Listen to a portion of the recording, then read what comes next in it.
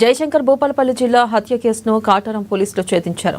పోయిన నెల 25వ తేదీన కాటారం పోలీస్ స్టేషన్లో నమోదైన కప్పల వర్షిని హత్య జరిగింది.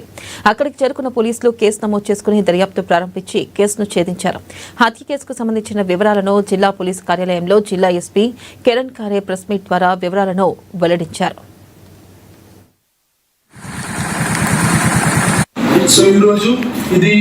ఒక కాటరంలో ఒక సెన్సేషనల్ మర్డర్ కేసు జరిగింది. ఆ కోసం ఇది ప్రెస్ మీటింగ్ పెట్టడం జరిగింది. సో దాంట్లో బ్రేక్ ఫ్యాక్ట్స్ అంటే 25th రోజు మనకి ఒక unknown dead body, human dead body Kamalapur X road దగ్గర కాటరా పోలీస్ స్టేషన్ లో దొరికింది.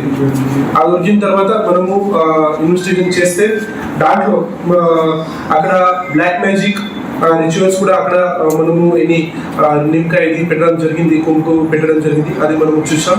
సో ఆ ప్రకారంగా మనం ఇన్వెస్టిగేషన్ చేస్తే